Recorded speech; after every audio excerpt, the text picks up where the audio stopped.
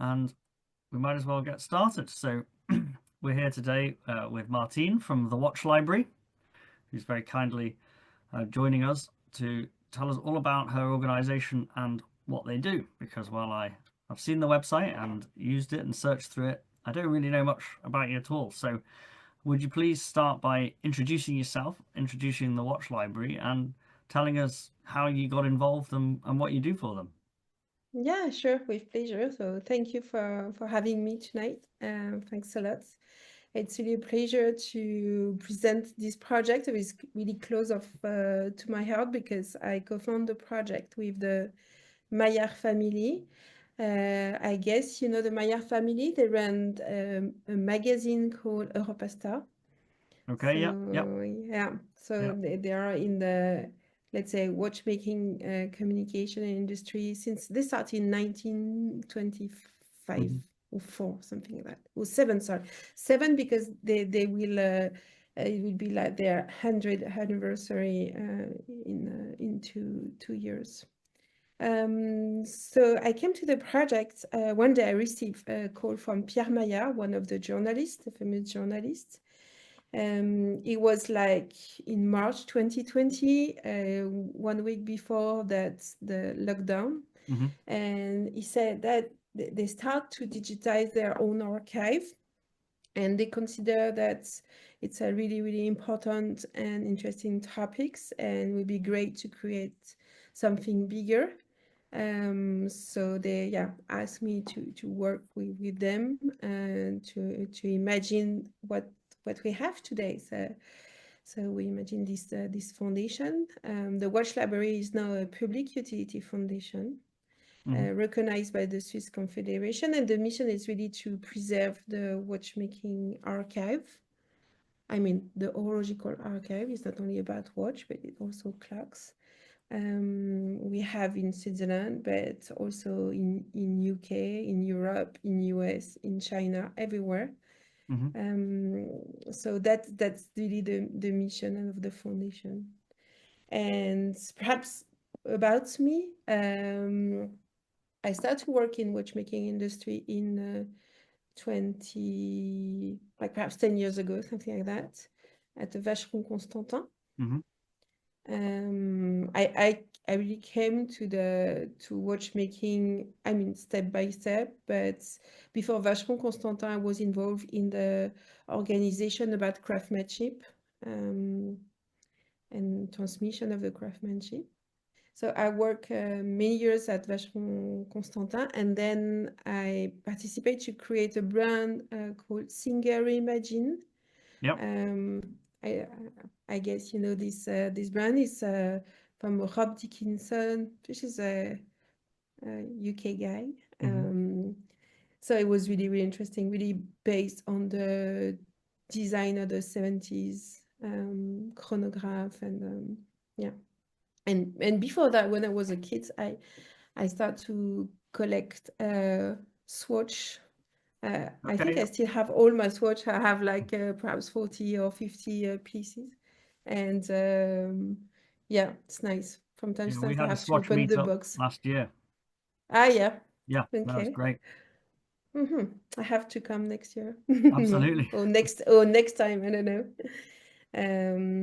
Yeah, that's yeah, for So my introduction. that was in 2020 and started with the archives of the Europa Star magazine. So, talk us through how you expanded it because obviously they could just decide to do it. It's their property. So what came next? Where did you go next to build the Yeah. library? But we don't start with the archive of Europastar. They ask the question of what we can create around the idea of having a place where we have all the archives. So yeah, it was built really step by step, and it started by I mean a world tour. At that time, the world was closed, so it Mhm. was like a virtual world tour. We connect with museum, with libraries, with private collection, everywhere in the world, in Switzerland, but as I said, also in US, UK, in Japan. So people were all like at home. So it was a pleasure to exchange and interact. And the objective was really to explore the need, the will of this museum and everyone, the owner of archive, sorry, to we really want to know if they are open to share the archive, to be part of this really collective project, and yeah, to understand more the landscape of archive and historical documentation about watches. Because today you have a lot of content in magazine, some on internet, but there is a lot of to discover, and still now you really have like hidden treasure, in attics, in libraries, in stock, and everywhere. So it's super interesting. So we start by this world tour. It was fun with Serge Maillard. At that time, he was in Washington. And little by little, we discover that we realize that our objective is it could be shared by a lot of people and organization. So after the step, the challenge was really to secure the funding, to really turn this vision, this idea we had in reality. I mean, to find really the means and the brand that can support us, and to realize this project. So I had a lot of discussion with many brands, and I think that the first one was so we have like donors that want to remain anonymous, but some I can explain who they are. So the first was really Audemars Piguet. Okay. They are really involved, in the preservation of the savoir-faire and the heritage. I don't know if you already had the chance to visit the museum. Not yet. Hopefully one day soon. You have to. Yeah, you have to. It's amazing place. So they really support us since at the beginning. The project was not real, was just a strategy, an idea. And then we had Richard Mille, and then Tag Heuer. So and some, as I said, are anonymous. So that was really the step, the key step to to have the means to digitize the archives, and also to create the digital platform. Yeah. And we launched the digital platform. The idea was really to have an open data, I mean, free access to the content. And we launched the platform in September 2023 at the Geneva Watch Days. Yeah. Yeah, and so I guess many people who are watching or even on the call haven't actually been on the platform. So can you explain a little bit about what you can do already on the platform and what the goal is for the user? I can share also my screen, but roughly, so today we have like 20 partners, something like that. So it's kind of Google of watchmaking. Yeah. That's really where you can explore and find information about the brand you love, or specific information about one piece from your collection. You can also learn, of course, everything about the history of watchmaking. So we have antique books, we have magazine, we have some videos starting to be more and more important. We have auction house catalogs from Antiquorum and Philips, and more auction houses are coming. That's really the idea, to have as much as we can all the archive about watchmaking. It's kind of a big data dedicated to watchmaking. And so what about the brands themselves? Are any brands contributing historical data? For the moment, at the beginning, the idea was not to ask the brands to contribute Okay. because from my experience, Vacheron Constantin, and I guess you know that the brand is, archive are part of their DNA. Yeah. So they prefer to keep it for them. But now, because the platform is here, they can see the project, they can see the added value of the project, and we are like almost 30,000 users, without doing so much communication and marketing, because we prefer to invest in the digitization and in the technology. They really, some are really open to share part of their archives, Right. to be part of the project, because they realize that collectors, journalists, students, everyone can find the information on the platform. So little by little, we will have more information from the brand themselves. Great. Mm. And so talk us through, the digitization process. I mean, are you literally, are people sending in boxes and boxes of stuff that they've collected? I mean, or is this just sort of upgrading other people's digital records? I mean, what are you actually doing there? So we have a partner called Arcanum. They digitized the archive from Longines and also in Geneva from the United Nations. Right. So they really have the use to manage this kind of project. So depending of the project itself, they can do the inventory, Hmm. and they manage the technical process. So usually the box are sent to their venue and then send it back. And we share with our partner a digital copy, of course, of their archive. So it was the case. We did for the Musée d'Art et d'Histoire in Geneva. We digitized part of the archives from Louis Cotier, Right. the famous watchmaker. So it's also the museum to have a copy of the archives for Yeah. their own usage, of course. Yeah. Okay. So watchlibrary.org. Yeah. There we go.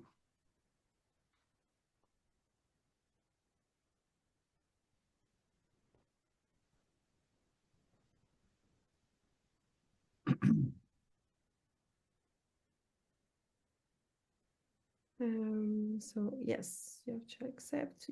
You can close the. So here you can see. It's not really the home page, but doesn't matter. So it's really the search section. Hmm. So you can type your search. Here you can see all the sources we have, Okay. and you have the timeline. You see that's the part. Yeah, this part. So what's It's really this? pretty that Oh, I this see. is for instance, I don't know if you can perhaps type a search in the box, would be perhaps easier.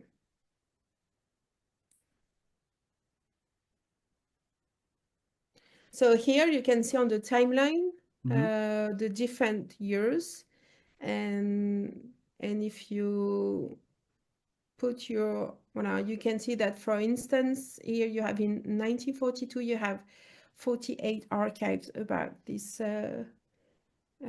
piece, for instance. So you can search like with Oh, that. I see. Yeah. Yeah, you see. So you have the highlights, and you have all the results. First, you have all the results about your search. You can put the highlights off Right. under the. It's yeah, perfect. Like that, you see the whole page, Yeah. and so there is a really nice advertising you see on the left. Yeah. Revue Internationale d'Horlogerie. So you click on the document.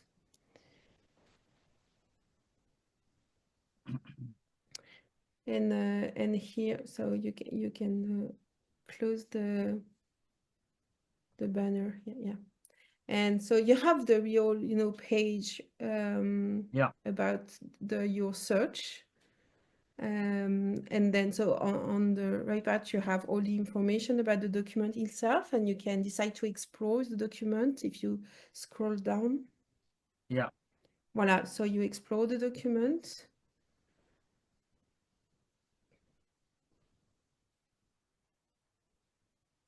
Oh, okay. Voila. Yeah. So now I can Oopsie. turn the pages, right? Yeah. Wow.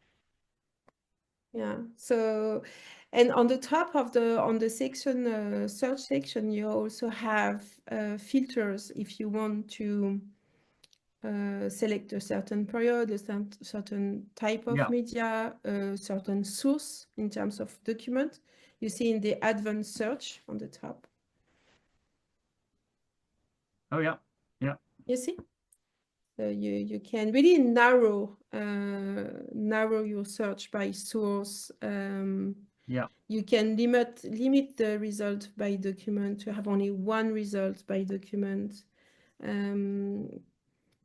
Also, yeah. Yeah. So I can see how for a watch like this, which is a watch that Breitling first launched in the early 1940s, and then they've made different watches under the same name for a long time, Yeah. for many different reasons. But if you were telling the history of this watch name, this watch, you've just got all of this information. It's Mm-hmm. if I go here, I'm going to get a very different set of pictures because Yeah, it's a sure. very different watch. So this is a And to have the exact search, you have to put in bracket too, because from time to times when you just put your keywords, it's looking for perhaps chronomat only. But if yeah, you put bracket, you will only find Breitling chronomat. yeah. So it's an advanced search. So the great thing is this ad shows Exactly. how different the watches are. That didn't take long. Mm. For it to be quite a fun result. Yeah. Especially with the advertising, it's something really, really interesting because you really have the lifestyle of a certain period. It's not only about, I guess that all your members and everyone knows that, it's not only about mechanics or aesthetics. It's about, we can discover everything in terms of history, craftsmanship, innovation, all the story around the piece itself. And because we have magazine, you also have the lifestyle of the certain period. Yeah, So it's really interesting to see the trends, to see, and perhaps to understand why the certain choice in terms of design, for instance, were done at this time. So exactly. I don't know if you are. I guess that you all do some search to find information about your collection, about the piece you like. I don't know if someone can share perhaps an experience for that, because I'm interested to know how you do search today, what kind of tools is really helpful. Yeah, please. Does anyone want to share their experience of Mm. researching a vintage watch? If not, I can.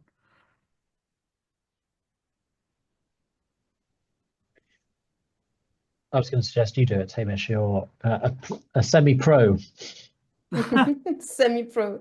I wouldn't say that. I mean, I I usually use Google as my first port of call, and then Mm. I've learned to recognize certain magazines write longer and much more detailed articles than other magazines. Mm-hmm. Um, if I'm really struggling to find something, then I'll search forums, Yeah. because there's a lot of knowledge hidden away on forums. But I think I also have used the watch library now. I know it exists. But I think the watch library is quite big, right? So if you're searching big things, as you say, you have to probably best to go to more precise search queries. Yeah. Yeah, it's true. That's the point with Google is at the beginning of the project where I really dedicate time to interview people that do searches on a regular basis, and they said that it's not easy because But now I think it's better, but you have also only a limited amount of content, archive, and information. And from time to time, there is like error between the French and the English. It's not the same. So, I think it's really help to everyone to cross the sources, cross the information, to be sure that you find the right answer. So Yeah. it's Well, and one of I think it's a lot of things are not labeled in a way that Google can find them anymore. So Google's changed how it works for various reasons, and it makes it harder for it to find things like, old magazines, and old, more niche content, unless you become a real expert Google user. So I think it's good that this is a home for that kind of content.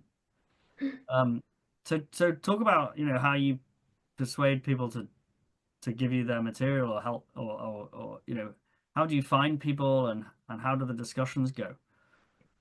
Yeah, to find people is a lot of discussion with people involved in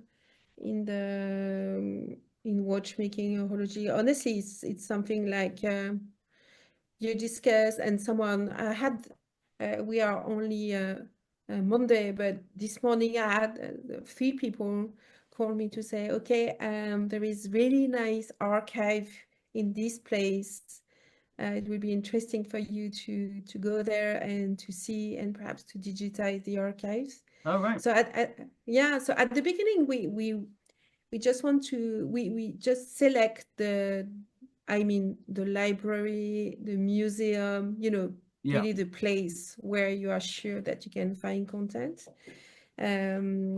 We have also partnership with a platform for instance, the French National Library. They digitize a lot of content, amazing. It's a Gallica.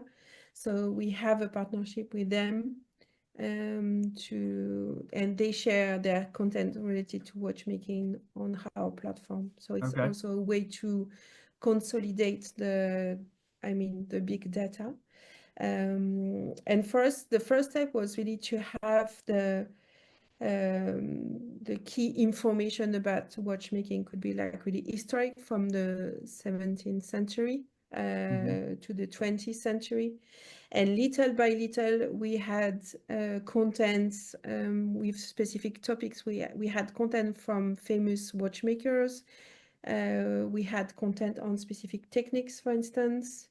And then, little by little, the board is growing. And it's a kind of movement, because the more people know about the watch library, the more they discuss in their network, the more call I receive that people say, okay, I know some amazing archives. It's kind of, because this project is for the entire watchmaking community. It's not only for one brand, one technique, one country. It's really, the ambition is really to be the place where you can find information, and all information about watchmaking, watchmakers, brands, products. It's a so everyone seems to be interesting by participate to build this big data. So I'm sure that you, Amish, we had a bit we had this discussion, but also in your club, some collectors now, they say, okay, I have an amazing personal library, so perhaps it could be interesting for you to digitize. It's a way to preserve and to transmit. It is, yeah. And what are the rules about digitizing books? Do they have to be sort of out of print? Yeah, of course, because the idea is not to cut the revenue of author or edition company. Even, I don't know if you know the HAFA. This is a horological society in Switzerland. Right. Or the German Society of Chronometry. Yeah. So part of the revenue is the membership, and the membership is based on the bulletin they create, and they did really, really interesting one with a lot of information. So we share this on the platform, except the last 2 or 3 years, Right. because the idea for us is not to make them in difficulty and to Yeah. cut the revenue they have from this. That's really the opposite. We are here to promote their own action, you know, their organization. So yes. Okay, I realized I haven't invited questions from anyone else, so if anyone So else... is my voice on? Yeah. Yes. Oh, okay. So the question I have is, how do you deal with copyright in terms of giving the information out? And I know copyright laws vary a lot from country to country. Do you worry about that? I'm not worried because we have, you know, specific agreement. We never put something online that we don't have any agreement with the owner of the document. So that's really clear. And regarding the copyright, for instance, the magazine. So we have some magazine, especially with Europastar. We have their archives. Some are from 2021, for instance, but they are the owner of the copyright. So you know, they say, okay, we can share, then can share in the Watch Library platform because they own the copyrights. So we really pay attention to that. It's an important topic. As you said, it's depending on the country, it's different. In Switzerland, in France, it's very, you know, it could be tricky. In US, it's more easy, but doesn't matter. We always have an agreement. We really pay attention to that. Yeah, I know. I'm one of the jobs I have is I edit medical journals, and when we take articles in, I know that the authors then sign a copyright release that goes from the author then to the publisher, who then owns. And it varies extensively from publisher to publisher. Some will give free access to cite their materials, others won't. So it's at least current things, it's a difficult minefield a little bit. You have to know who's giving permission. Do you deal with that, or is all your information quite old and the companies don't exist, or the authors are no longer alive, or you don't really have to worry about copyright? No, as I said, it's an important topic. For instance, it was the case with one magazine. The company closed like many years ago, perhaps 80 years ago, something like that. We didn't have any idea who was the owner of the rights related to the publication. So what we did, we contact an organization in Switzerland, but I guess there is in different countries, that is in charge to collect, you know, the copyrights, to really pay attention to that. And we pay like a certain fee to contribute to the, I don't know the technical term, but in English, sorry, to contribute really to the revenue of the author. It's kind of organization, we collect this kind of thing. So it's really a way to try to find a solution. Okay. I hope I'm clear. Yes, I'm sorry to monopolize. I have a second question. One of the issues I try to find is serial numbers online, because sometimes at auction, I'll see a watch for sale and they'll give me a 40 or 50-year range. And I found a couple of sites, and I can't remember the names, where you can actually put the serial number in and you can date the watch. Is your library have that kind of information, or could you dig it out? Could I dig it out if I was persistent enough, or is it just not available? I think you are talking about the references of the watches. Yes. Yes. The way the platform works is a text recognition. So if the information is within the archives, you will find it. Part of the improvement I would like to implement is to use the artificial intelligence to do a visual recognition and visual description of the watches. That could be also a way to have to augment the data, including the archive, and to have a better access to this kind of information. Okay. Did I answer to your question? Yes, thank you. Okay. Thank you. Thank you very much. Thank you for your interest. Yeah, I think reference and serial numbers is an interesting one because I've been collecting them when I find them on websites for different brands where other collectors have found good examples and tables. And what's interesting is a lot of those are still in books. Yeah. So, my Jaeger-LeCoultre book has a table with all the serial numbers. But what's interesting is, even auction houses, they don't have a copy of that table. Mm-hmm. If you have the table, you can date every movement to a year it was produced. But you see lots of auction houses don't have they don't even have a digital copy of that table. And they just put rough ranges in the catalog. So I think that's a great example of an information gap. But as soon as one person or one document with that table in, is digitized by the Watch Library, then the Watch Library has it, right? And to your point, Martine, it's about searchability. Yeah. AI will certainly help with that once you work out how to implement it. Yeah, sure. Because but it's true that watch references are in the product catalog from brands. That's really the place. And as you said, there is a gap between this and all the communication, even in the magazine, in auction houses, that doesn't exist. It's more about the name of the timepiece, the name of the collection, the name of the references.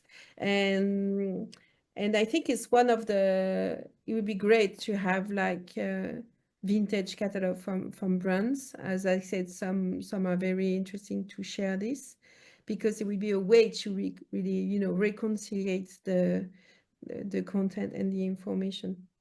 Yeah, and I know that for collectors, it's collectors and experts, it's really important.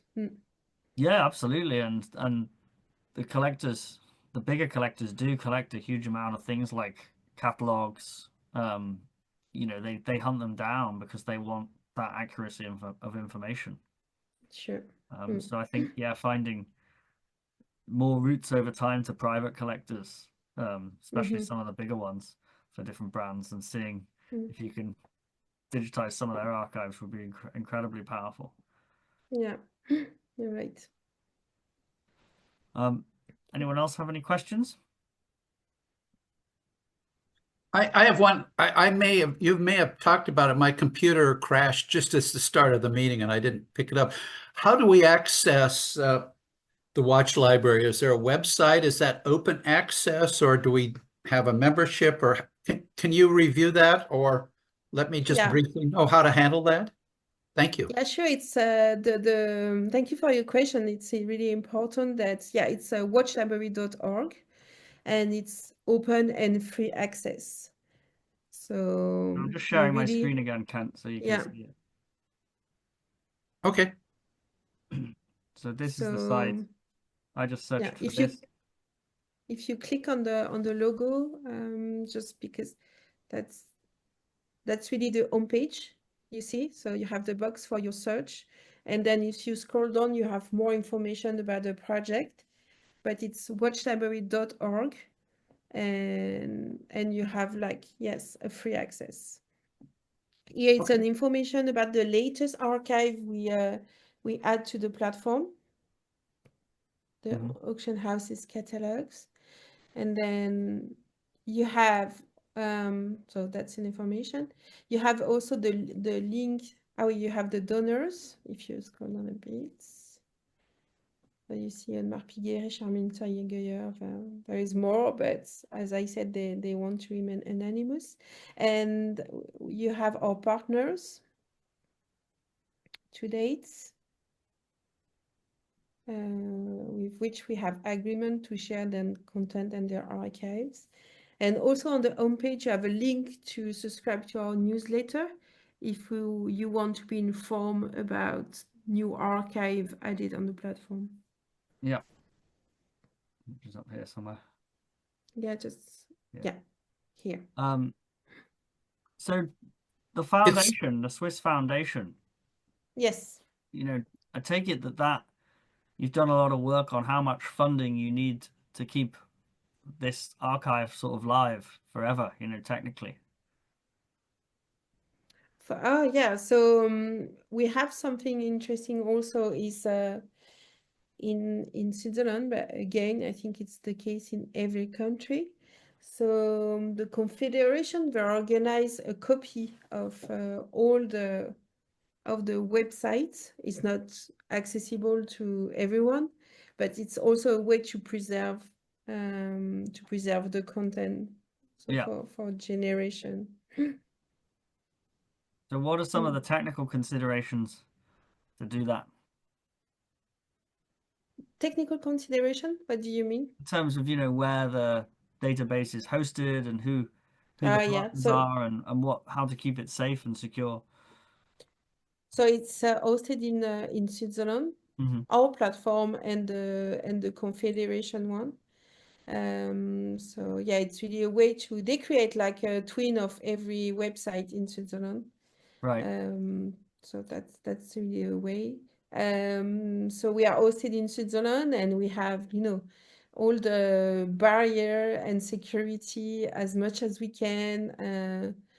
I think it's an important part, but it's also this archive are also like public archive, so we are not dealing with military data, for instance, but we have a very good security. Yeah. I'm not the tech person, but I try to answer as much as I can. And the funding to keep it live is, you know, is sort of prioritized then. No, it was an important investment, the year one, but the priority for us is really to digitize the archives, Right. to really enrich the platform, because we don't do many things to change the platform for the moment, and once we will be able to integrate generative AI to improve the searchability of the content.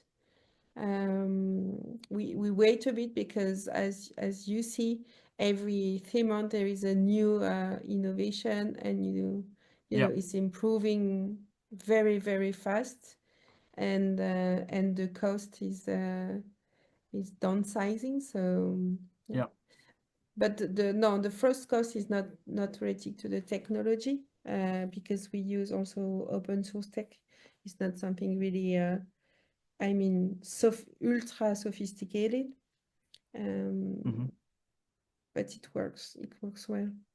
And do you feel there are any major gaps in the library at the moment where you're looking for more information that you haven't managed to get there yet? Yeah, sure. I mean, general content from the 20th century. I really want to have more content from different magazines. Yeah.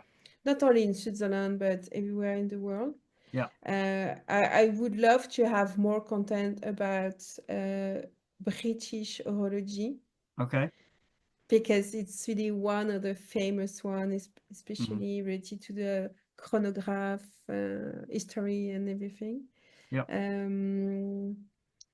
More from US, but it's also the discussion we have at the moment.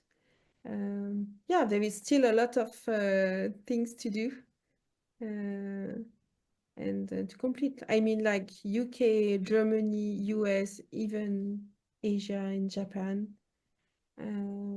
Yeah, there is a lot of treasure there. I'm sure there is. Well, Yeah. I'm as we discussed last week, you know, I'll sort of keep in mind on if we meet some big collectors and I get a chance to talk to them about their archives and their libraries, and yeah, I'll see who I meet in the next few years, but sending them your way might be quite interesting. Yeah, sure. It's something we have to discuss together. Yeah, absolutely.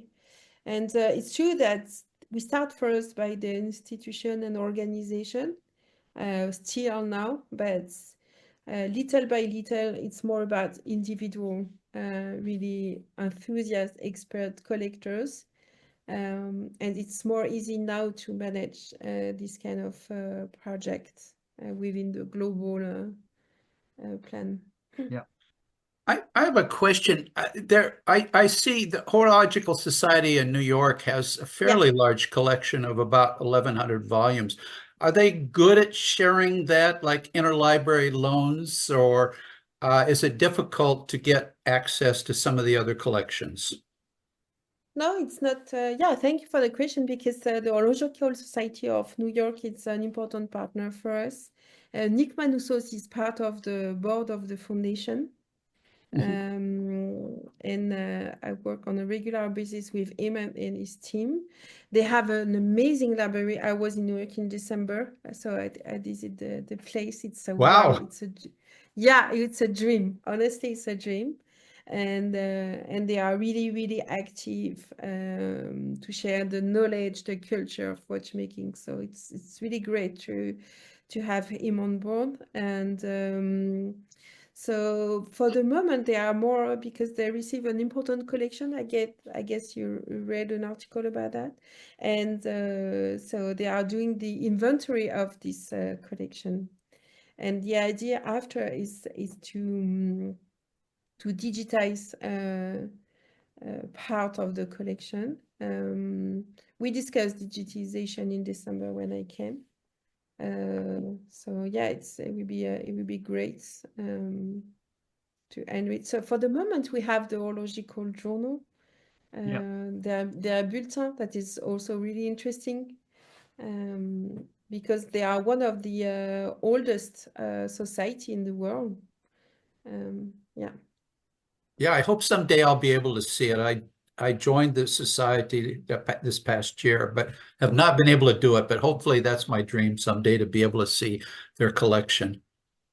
Yeah, you have to, and yeah, it's really nice. And perhaps that there will be I don't know if you plan to come for Watches and Wonders. We were discussing with Amish that there is a trip that planned. It would be great. Perhaps like Nick Manoussos will be there. So you see. I will be there with the group. Perfect. In fact, just sent my money into this morning. Yeah. Oh yeah, that's great. That's great. Thank you very much. I will say I will keep Amish informed if Nick Manoussos will be at Watches and Wonders, will visit, and I don't know, perhaps we can manage that you can have coffee all together. Good. We'll see. Good. Well, we could certainly try. We're all Yeah, going to we be can very try. busy, but we can try, or Yeah. just not even coffee, maybe a glass of wine as well. Yeah, okay, sorry, of course. Now, come on, I know Ed's a champagne fancier, so we'll have to kind of let him lead us. Absolutely. I was just waiting for you to escalate it to champagne. Okay, champagne. But no, Okay, perfect. it's yeah, we're in town in the first week of April, so we'll definitely do our best to meet up. Does anyone have any other questions? We're coming towards the end of the session. A quick one from me. Do you have sort of information that you particularly target, or are you just looking at getting as much information as you can? So are there things that you feel like you absolutely have to have in the library, or are you happy to collect everything? Yeah, it's a good question. We start to collect the key pillar, let's say the key pillar of the knowledge about horology and watchmaking. All books, everything really important to understand the mechanical side of watchmaking. To have all the magazine, it's kind of like you know, piece of content where you can find a lot of information. Mhm. And little by little, we are moving to like have specific topics. For instance, one of the topics could be the case, you know, data and archive about the case only. Yeah. Or, you know, some element of the movement, or perhaps the movement. I had the discussion this morning about the movement. Not easy to manage the archive related to movement. There is really nice database Yeah. that it exists in the world for that. So now we have nice content from Christian Etienne, La Clinique Horlogère, about chronograph. And I mean the pattern, some really nice visual explanation. So yeah, so absolutely, we are now in the period that we are looking for specific thematics to cover, because within the archive you can find everything about movement. I mean, not yet, but in the future, but watches, brands, Yeah. guillochage, decoration. So yeah. So yes, Yeah. little by little, we improve the to have a deep content about specific topics. Yes. Great. Thank you. Thank you. So, if anybody watches YouTube and sees this and has some an archive or information that they might want to contribute, what should they do? They just contact me and Just Send an yeah, email directly and just send explain. an email directly. Yes. And say, okay, I have this, I saw that. As I said, someone from Breguet sent me an email through contact to say, okay, I think that this and this booth can interest you. You know, it's like that. It's easy. Good. I try to answer very fast, but yes. Yeah, and you have as you said earlier, you have the digitization skills to digitize almost anything, as long as someone can get it to Switzerland. Yes, no, our partner, they have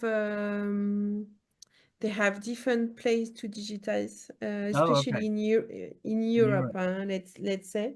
They can digitize everything. It's just a question of cost. Okay. But that's the idea, to have a partnership, because it's Yeah. a way for us to have better price, let's say. Because Absolutely. we start to digitize 1 week ago. Phone is like almost 100,000 archives. So it's a lot. Wow. So that's a new archive. Yeah. Exciting. So it will be ready in 3-4 months only, but yes. Yeah, very exciting. Yes. So yes, because yeah, if you heard something or you discovered something, it would be great. Don't hesitate to share with me. Yeah, it would be a pleasure. Great. Well, if no one else has any more questions, I think we can finish there. It's been very interesting and very comprehensive, and it's a very exciting project to hear that it's sort of got this permanent ambition. It's the kind of thing I really like, you know, about how we can connect as a watch community and build things, is when you have a vision of making it forever and a real public archive. That just, to me, it makes it sound brilliant. So thank you for the hard work, and thank you for bringing the project together. Thank you for the invitation. I'm happy to be in contact with you, with your club, and perhaps we can meet in Watches and Wonders. Yes. And in the meantime, don't hesitate. I'm easy to contact. No. Well, thank you very much for your time, and yeah, I look forward to seeing you in April if we can. Yes. Okay. Thank you, everyone. Okay. Thank you very much. Bye. That was great. Thanks a lot. Thank you. Thanks. Bye-bye. Thank you. Bye-bye. Thank you Bye. very much. Bye. Bye.